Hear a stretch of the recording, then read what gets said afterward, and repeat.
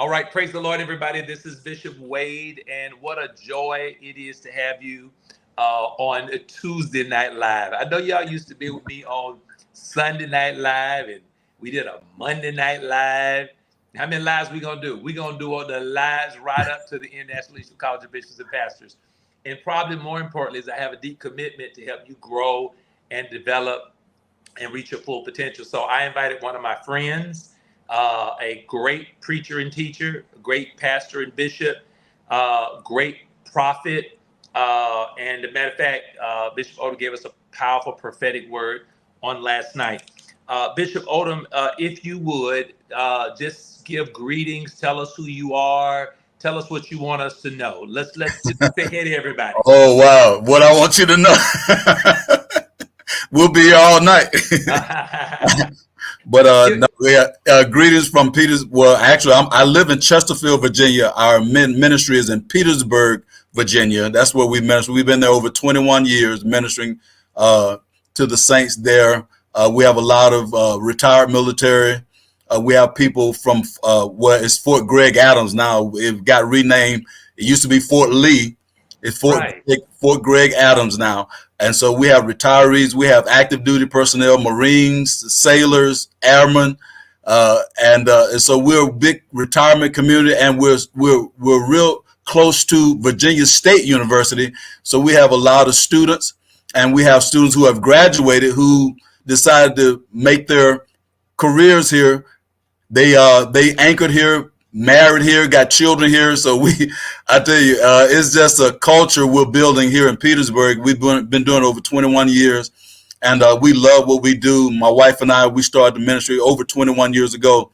Wow. And we're loving every minute of it, and developing the saints, developing leaders, and particularly developing men. That is my passion. And hopefully we'll get a chance to talk about Manhood 101. Which I do every quarter. I love that. I love that. You know, Bishop Odom, one thing that I've always respected about you and Sis Pam is that you guys, have a great marriage. You guys love each other. You guys are authentic. And we've known each other for over 20 years. Has it been about? Yeah, over 20 years. When I first started going to the my father in the gospel, Apostle Joseph Brown, I started going down to Tallahassee, Florida. We met in Tallahassee, Florida at one of the apostolic and prophetic conferences. And I think the first one I went down there was probably 2000. Wow.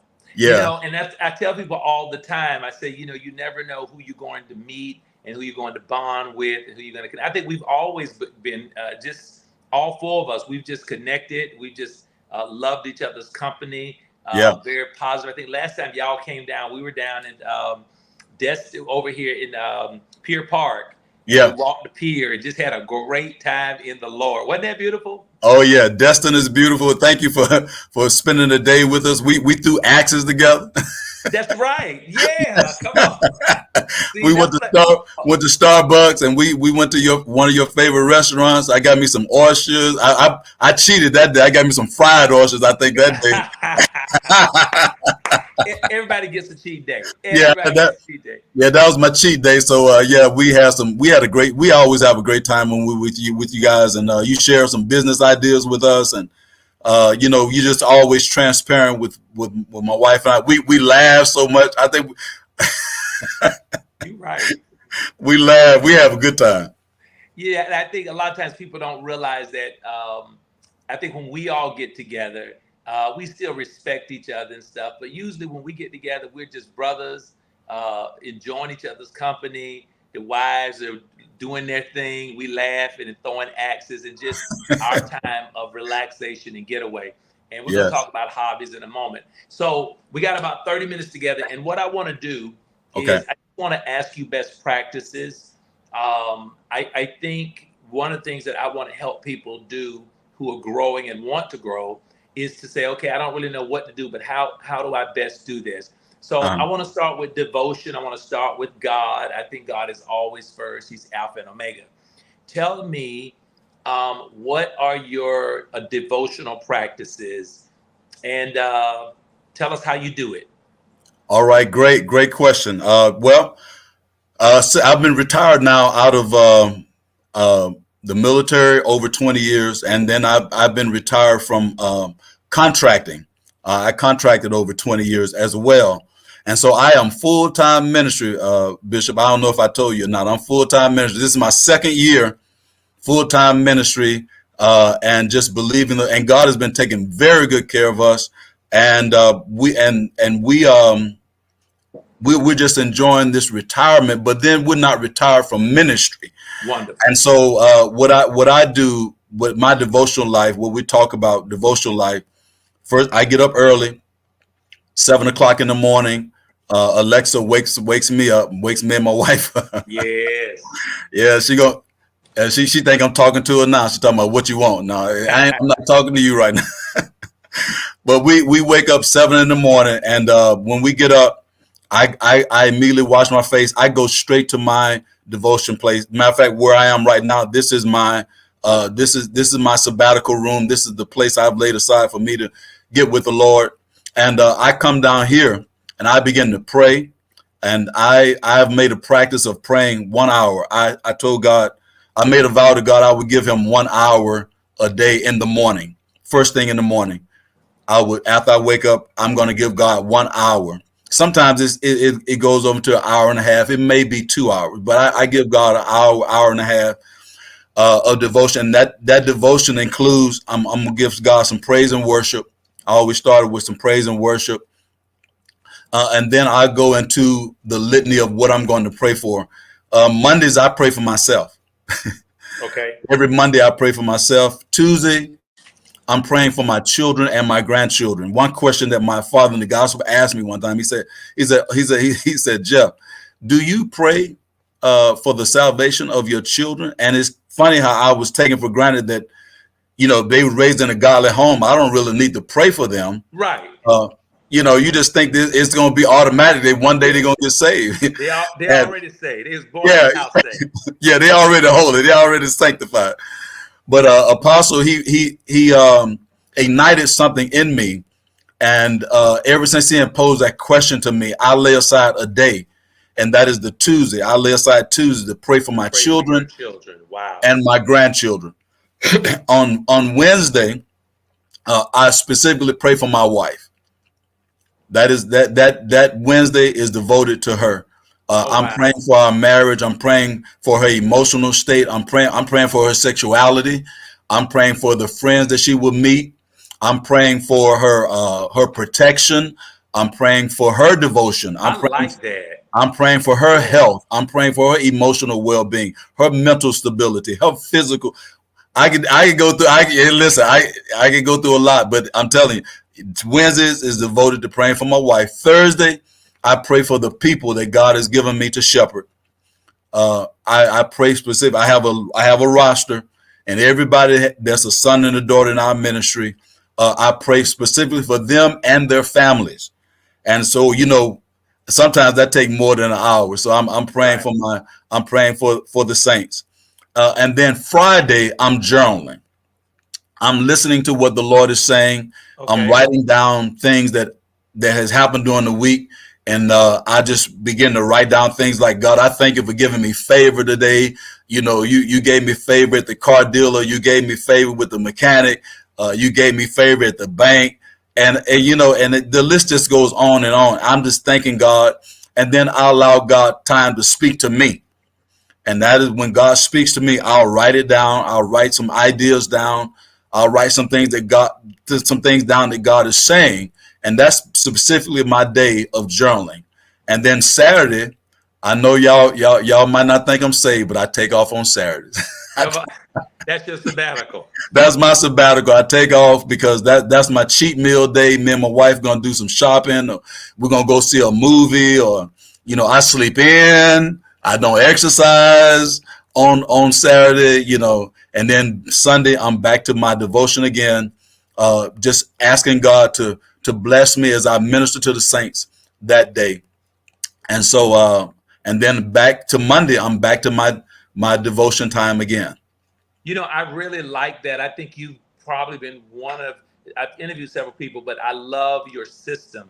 You've given me maybe it's the military in you, But Yeah. I love the structured commitment to know you're not getting up saying what I'm gonna pray for on Mondays. I just know on Mondays I'm praying for what myself. Tuesdays Myself. you're praying for your wife. What Tuesday I'm praying for my children and my grandchildren. Okay, children, grandchildren. On Wednesdays you're praying for your wife, Yes. and you dedicate that whole time to pray for her. That whole time to pray for her. Yes, sir. I got some powerful books that I'm praying for from The Power of a Praying Husband. Stop. Yeah, the by Stormy O'Marty. Come on, don't I'm mess with her. That's my wife's favorite now. I'm telling you that book right there. That's I my mean, wife's favorite. come on now. I mean that book, and then there's another one. I pray. The Power. You got a lot of folk watching, and I'm Uh huh. hoping my folk can type this in. But next, give that book again. I'm looking at these people. Everybody's jumping on these calls. Yeah. What is the name of that book again? The Power of a Praying Husband. Come on. Yeah, by Stormy O'Marty. That's one book that I pray for, and I'm pulling it up now. But I have another prayer book, devotional book that I pray for my wife as well. But that whole time is devoted to praying for her. That is so powerful. That Yeah. is powerful, and it makes a huge impact. I love that. Okay, so move us forward. Number 2, tell us about your health. Now I know you lost a lot of weight too. You lost some Yeah. weight way before I do, dealing with some little sickness at one time. I don't know if you want to share that, but give Yeah. us your story. How much you started off weighing, how much you weigh now. Tell us the story. If I get disconnected, I'll log back in. Go ahead. Okay. Yeah. I had a what you said, an epiphany. Epiphany. Just a light. The light came on. I went to my doctor, my yearly health exam, and it was 7 years ago. 7 years ago, I was 52 years old, and I went to my doc. Well, yeah, 8 years ago. Excuse me. Now it's 8 years now because I'm 60. So I was 52 years old at the time when I went to my doctor, and she said, "Mr. Odom, I don't have to tell you. You're overweight. You got high blood pressure. You got high cholesterol. You got a heart murmur, and you got Crohn's disease. You taking 5 medications, and you keep eating, and you hadn't changed your diet." And so what I did was I took her advice. I said, I need to lose weight, and I began a health journey. And when I began the health journey, I began to lose weight, and I began to change my diet. I began to exercise regularly. At that time, I was exercising twice a day. And long story short, I lost 50 pounds in 1 year. And then I continued the journey. The second year, I lost 25 pounds. So I lost a total of 75 pounds. My God. Yeah, 75 pounds. My heart murmur went away. My Crohn's began to dissipate. My high blood pressure came down. Come on. I took me off cholesterol medicine, and so my overall health just became great through just losing weight and my changing my diet and exercising. And I've been on that journey now. This is my 8th year, and only thing I take is vitamins. Are you serious? Yes, sir. So you had Crohn's? Yes, Crohn's disease, which was later diagnosed. I got a new doctor that was later known as irritable bowel disease, IBD. So that is what I've been diagnosed with now. I take a drug called Humira, and it's a biweekly shot that I take, and it has it all under control. I haven't lost any blood. I've gained my weight back because at one time the Crohn's disease or the IBD had me losing weight. And I could not gain weight. I could not keep anything down. So I went from losing weight and then getting into a good medical state. And then the Crohn's disease came back with a vengeance, or the IBD came back with a vengeance. And I was on the wrong medication. And I changed my doctor. He changed my medication. And I've got a clean bill of health now. Praise God. Wow. Oh, that's all right. And the murmur went away in your heart. The heart murmur went away because the doctor told me, I had a cardiologist, and he told me, he said, Odom, he said, you can do 2 things. You can lose weight. No, he said, no, this is what you can do 2 things. I can go in and I can open that vessel up the blood will begin to go to your heart correctly. You can take some medicine. I didn't want to take any more medicine because I was already on 4 or 5 medications already. I didn't want to take any medication for my heart. He Right. said, and the third option is you can simply lose the weight and your heart will adjust. Because at the time I was 75, 80 pounds overweight. Wow. And so I said, you know what? I'm going to lose the weight. I lost the weight. I came back in 6 months, Bishop. I came back in 6 months, and my heart had begun to regulate after just losing about 25 pounds. And I said, you know, I'm going to keep going. And so the next 6 months, I lost another 25 pounds. Come on, In man. 1 year, I lost 50 pounds. Come The on. second year, I lost 25 pounds. And I've been holding steady since then. Well, you look good. I always tell you every time I see you, you know, folk be commenting on me doing stuff. I be like, y'all don't understand. Odom is the OG. I feel great too. I tell you, I feel great. I thank God. It's been a journey. You know, I had to make a life change, Yeah. and I did not want to go back to where I used to be. And so I realized at 52, I had to make a life change. And the other part of that story is too, Bishop. My mother died my mother passed away of a heart failure at the age of 55. My sister passed at around 55, 58 years old, 58 years old, excuse me. And my sister passed at 58. Both of them heart failure. And my doctor told me, he said, Mr. Odom, if you don't change, you got about 4 or 5 years left because the pattern is coming down to you. Wow. She said, she said, you're 52 now. I give you 58 years old. It'll be over. Game over. And I said, you know what? I want to see my grandchildren, my children. I want to see my children get married. I want to see my grandchildren get married. I want to see them walk across the stage and graduate. I want to live. So I don't live to eat. I eat to live. I mean, I don't live to eat. I eat to live. I got you. You know, I'll tell you this. Tell me, how old are you now? I'm 60. I turned 60 in February of this year. 41 years of marriage. And we renewed our vows and celebrated my 60th birthday in Punta Cana, Dominican Republic. I and it love was that awesome. place. Yeah, it was Everybody I know going to Punta Cana. It was awesome. It was awesome. And yeah, I had a great 60th birthday and just celebrated 41 years of marriage. Wow. 41 years? Yes, this July, matter of fact, in a couple of weeks, it'll be 41 years. You know what? I love it. You know, Odom, you guys have always been an inspiration to me. And your wife, Pam, drank water like it's going out of style. She drank water like Kool-Aid. Yeah, with a lemon. With a lemon. Yes. That's right. We go out to eat. That's right.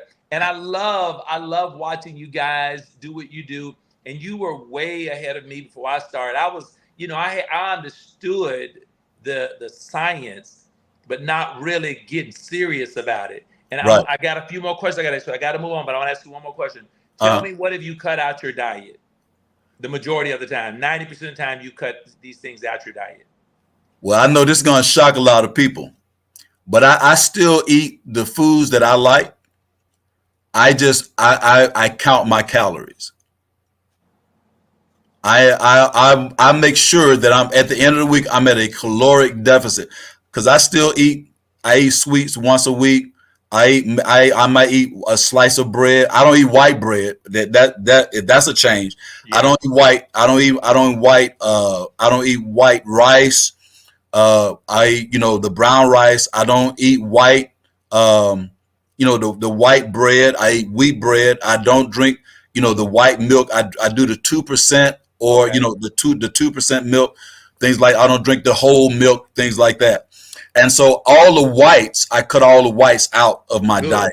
Flour, no flour, no sir. Sugar, no sir. I do brown sugar, and I do sugar, but I do brown sugar. And salt. Those are and salt. Yes, sir. Yes, sir. Deadly whites. Yes, the 3 deadly whites. They're cut out. I do enjoy what I eat, and I do it this way. I do a carb, a carb. I do a protein, and I do a vegetable. Good minerals. Yes, sir. A starch, a vegetable, and a protein, and that's it. And I do one serving, and I only eat maybe once or twice. I do a cycle. So what I do is a fasting cycle. I do a 12-hour fast, 14-hour fast, 16-hour fast, 18-hour fast, 20-hour fast, and then a 24-hour fast. That's throughout the year. That's throughout the week. Okay, throughout the week. Yeah. So Wow. I may on Monday I may fast 12 hours, and my first meal may be at noon. Tuesday I may fast fast until lunch. Wednesday I may fast until dinner, and so I just keep rotating that 12-hour, that 16-hour, that 8. I just rotate it through the week, and really I end up eating maybe once or twice a day. Do you walk? I do. I walk. I try to get 10,000 steps in, per day. And then, of course, my workout. I work out Monday, Wednesday, and Friday, and I take Tuesdays and Thursdays to rest. I love that. You're 60 and you look great. I feel great. I feel good. I mean, my wife is 63, and she is in better shape than I am. She look younger than you too. She made me look good. Yeah, she look 10 to 15 years young. I told my wife the other night, I said, you look too young. You a year older than me. You look too good. You can't go out without me. I want to color my beard. She said, no, you don't color. I was like, but you look so good though. Yeah. I love that. Oh man, I love it. Listen, and one thing we seem to, again, that's one of my passions, but we do seem to bump into health. And I sometimes I say they're too longer, but I just noticed a lot of leaders are suffering, particularly African-American leaders suffering from heart disease, yes, diabetes, high blood pressure, prostate cancer, colon issues, all of those things. And, my attitude is, this is my attitude on it, Odom. When I get up in the mornings and I run and I try to eat salmon the majority of the time, I don't eat meat anymore. That's just something I had to do to get my cholesterol down. Everybody's different. But my attitude is I'm going to do everything I'm supposed to do. If God want me home, I'm asking him to let me hang around for a while. But if he absolutely I got to get up out of here, that's between God. I can't fight God. Yeah. But I'm not going to rush it. I'm going to make sure I can do what I can do. I cannot eat pork rinds. Right. I cannot eat meals at 10:30 at night. No. I cannot eat an entire bag of potato chips, Doritos, and popcorn. No. That's something I can do. And I can't blame God if I don't put myself in a position where I'm able to discipline myself to say, you know what, I'm going to have a handful of these chips, and that's it for the week. Right. Yes, and I mean, health is very important. And I had this conversation with someone not too long ago, and this is no attack against our counterparts, our Caucasian brothers and sisters, but Bishop, when I go to the gym with my wife, because we go to the gym together, my wife and I go to the gym together. I'm gonna tell you, it's about 90%. 90% are Caucasian. I know exactly what I'm agreeing with you. Go ahead. Older Caucasians, men and women, are in that gym. They getting it in, and you right. They hustle. They sweating. They sweating. They getting it in, and I might see maybe one or two of African Americans, Hispanic, or any other ethnicity, but I'm telling you, 90% of that gym.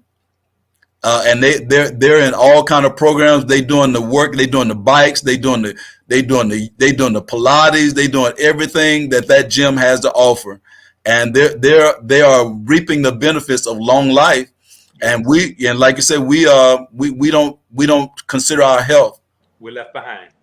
We're left behind, and people are dying, and they're leaving here in the droves. You know what? You said more than I need to say, because I want to say something. I just got news about something else, and I'm not talking about it. And for people who know what's going on, they know it's not about me, but other leaders. Odom, I think at some point you and I and several others are going to have to host some kind of health 101, right. Health 102. men and women dealing with issues so that we can bring longevity to the Christian world. I Right. believe the saints ought to live long and then go to eternity. But Yes. it seems as though our lives are shortened. I mean, and I agree with what the other pastor said last night. He said, biblically, we're supposed to live to be 120, Yes. not 10 or Right. 70. Yes. That's not even with reasonable help. 70 is guaranteed without reasonable help. And the Bible says, you know, Wow. with reasonable help, we should be 80 and beyond. And I shall satisfy you with long life Yes. and show Yes. you my salvation. Long life. And I say that all the time. You know, sometimes enemy whisper, this is going to happen to you. I said, no.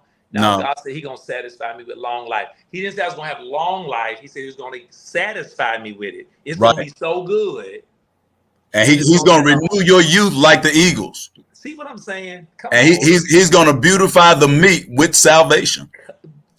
Come That's on, the word of the Lord. And we have to announce those promises, and we have to take advantage of those promises. Because I'm telling you, Bishop, I believe my doctor was right. I could have checked out of here at 58, but I've broken the curse. Yeah. I'm 60. I've broken the curse. And if I had not heeded to that advice, I shudder to think what would have happened to me. How much have you lost total? I lost 75 pounds. So I was at 265. I'm at 190 right now, between 190 and 195. So a total of 75 pounds. You're doing good. From good. 265 to 190. Yeah, you know, we were big fellas. I look back. Do you go back and look at your old pictures? I look at some of my old pictures. I got it before and after. People don't believe it. They don't believe that's me. They're like, nah, that ain't you. Yeah, I like, and I didn't think I was. I thought maybe I was. I don't know what I thought. Maybe I thought I was a little husky. But when I look at myself now, 90 pounds later, I was a big boy. I was a big boy. Maybe my face was puffy and my stomach, but you had to get rid of it. Look, we ran out of time. We only have a few minutes. Okay, question. You tall. You can carry. You carry good. You tall. Yeah, so I take my clothes off. I have more to say about that, but that's an adult conversation. Yeah, you look good though. You look good, Bishop. You look good. I'll stop. Keep talking. I see you on them Spartan runs taking your shirt off. I said, look at Bishop flexing. Boy, look. I'm in it. I'm in it to win it. All right. So number 3, we're having a great time. We're gonna plan something. I don't know, maybe beginning of next year. In December, we got to come up with something together that we can do to help people with their health. And I'm in. I'm all in. Biblical health and all of the things that come with it. I think, you know, and you and I have always ministered well together, prophetically, teaching. We got to figure something out. Number 3, tell me, what is one of the tools you use to grow as a leader? What's one of your tools you use to grow as a leader? Oh, wow. Well, I got several because about 90 days ago, I was reading a book by Dr. Miles Monroe, The Purpose of a Man. And he was talking about a lot of times, and we just got to be talking about health. We have a plan for our health. We have a plan for our social well-being. We have a plan for our mental. We have a plan for our physical. We have a budget. But a lot of times we don't have a plan for our spiritual. Good. And I began to listen to Dr. Miles Monroe, and I liked his plan for spiritual growth, and I also use it for my personal growth. So one thing that Dr. Miles Monroe said, he would pray an hour a day, and so I adopted that. I pray an hour a day. He said that he would read the Bible through in 1 year, and so I've decided. And with Dr. Miles Monroe, he would go to the bookstore every year and purchase a new Bible. And the reason why he would purchase a new Bible is because he would make notes in that Bible. Well, the reason why he would get a new Bible every year is because he didn't want the same revelation he got from the year before. A different version. A different version. A different version. Yes. Right. And he would write in that Bible, and he would get a new Bible. And so I began writing in the margin of my Bible. My goal is to read the Bible in a year. I got a Bible plan. I got it from Billy Graham. I downloaded the Bible plan, and I'm gonna read my Bible in a year. And it's an interesting statistic because only 2% of Christians have read their Bible through. Wow. And so I made a decision. I've read the Bible before, but I got a plan. I'm going to read the Bible through every year, I like and that. I'm going to make notes on the side. I'm going to buy me a different. Well, I don't really need to buy a lot of Bible. I got a lot of Bibles here in the house that I hadn't even used. So I'm going to go through these Bibles, and I'm going to read the Bible every year. That's one of my goals, and that's what I'm doing. I'm going to read a book. My challenge is to read at least 3 to 4 books a month. So right now I've read 2. I've read 3 this month. No, excuse me, 2 this month. And so my goal is to read a book every week, and so devote 2 hours a day to reading. And so that's part of my personal growth, and also to fast once a week, to do a 24-hour fast once a week. So there's 52 weeks in a year. So my goal is to fast at least 50 times in 1 year. You ought to hold some kind of talk like this, like we're doing, once a month. Invite us to come, and kind of an accountability. I've kind of decided that I was not going to be doing anything else without partnering with people. Okay. I'm not joking. I just decided, when I'm working on my health, I work out with I have a team that I work out with, and I find other sources that I can connect with and people for the accountability, the camaraderie, because halfway through anything you get tired, and it's always good to have somebody like you who is informative. You have information, you're intelligent, you read. I like that, and I think I would definitely try to figure out how to get on it. But I think maybe create something. If it's for men 101, just let me know. I would love to just come in. I'm telling you, I don't even want to say nothing. I would just come in, unless you had like a group discussion, but I would just enjoy coming in, sitting and evaluating. Like, I don't fast maybe as much as I could. Maybe I don't read. I read a lot, but I don't read as much as I really could, because some nights, I'm and those are the kind of things that I think we need to be doing with each other, and encouraging others to say, hey, group of guys getting together once a month, every other month, and bring your little checklist, Bishop. And you share with what you're doing, because you're focused and high energy in that level. What that does, that inspires me. I meet a lot of people who tell me, Bishop, you have a lot of wisdom. Okay, and I say that humbly, because I don't think I got that much compared to God. But I will say to them, a lot of my wisdom came because I hang around the right people, like you. I go to events, Bishop Brown in Atlanta. I spend time with the college. I just hang around really, really bright, smart, and humble people, and it makes me better. I'm always inspired when I hear you talk like this. Yes, and the personal growth is Miles Monroe said only 1% of men read. And so, when you become a reader, you set yourself at a higher level than the average man already, because 99% of us are not going to read. Wow, that's so powerful. Oh, that's so powerful. All right, so man, look, we're gonna do another interview, because I enjoy talking with you. I really do. Some people, talking with you is an ease. I enjoy spending time. I could feel the knowledge, the energy, the anointing, the power. I feel that. And I don't have time to be blowing air up nobody.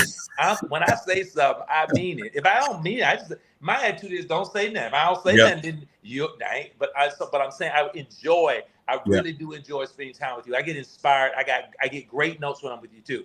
Yeah. So that was number 3. Number 4, you have a phenomenal marriage. Give us 2 keys that has allowed you to have a great marriage. Well, can I give you 4?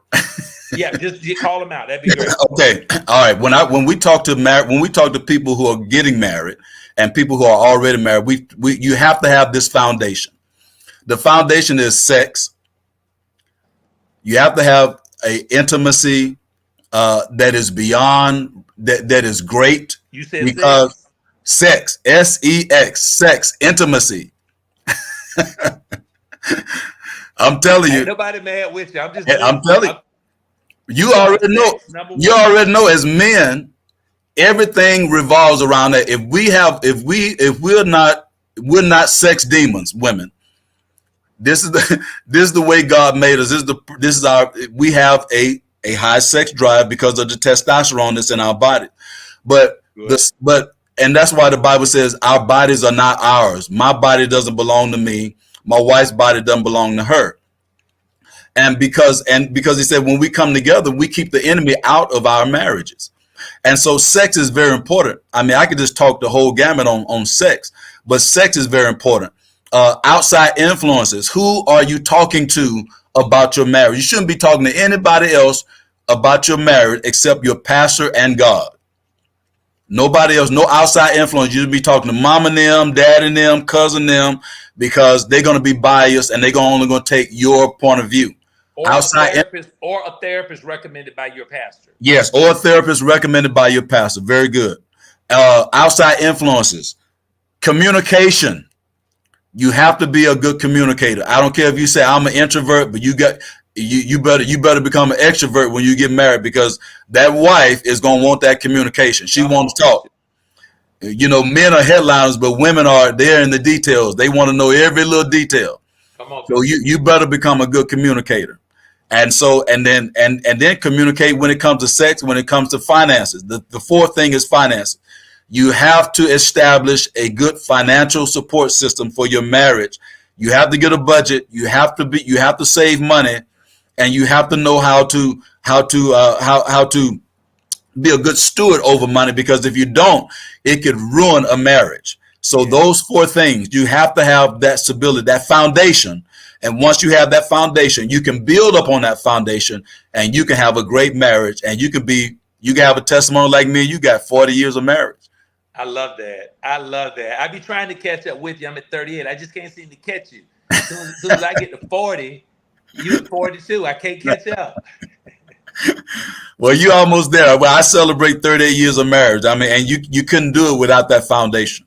Hey, you know what I just thought about? But I believe it's true. You have to tell me if you think it's true. We only have about 5 minutes, so I got to move fast. Okay. But I enjoy being with my wife. I know you enjoy being with Pam.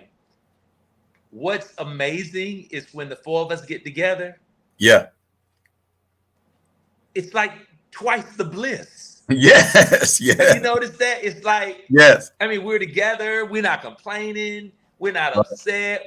Our wives aren't angry. They aren't complaining. They enjoy each other.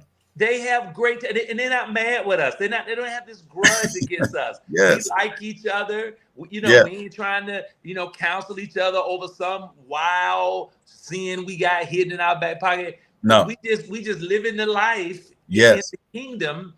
And I'm telling you, it is bliss when I get to meet with leaders. And again, I do tell leaders, everybody's going to hit a bump in the road and have issues. You need somebody you talk to. Right. If I hit something, I call you, Odom. I need to talk to you. I know you're there. But the majority of the time, we just enjoy being together. And we've shared personal things. We've done that. And that's okay. We need that kind of self-care and relationship care. But the majority of the time, we're moving on. We're moving forward. Yes, we have great camaraderie together. I mean, iron sharpens iron. When you find that those individuals, that couple, and we have a lot in common. You love God, I love God, your wife loves God, my wife loves God. I mean, we love being with each other. Iron sharpens iron. You ask me questions, probing questions, and then I'm asking you questions, and we just sharpen each other iron. We just have a good time together, and we don't necessarily talk about the Bible all the time either. That's right.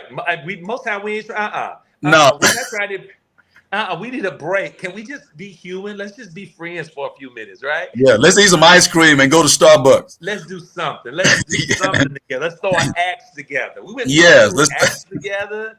We did we eat at some restaurant a few years ago? We had some little restaurant together late at night. Was it Waffle House something? I don't remember what that was. Yeah, we take pictures together, ride down to Destin, look at houses, and just laugh and just be human. Sex, outside influence, communication, and finances. Yes.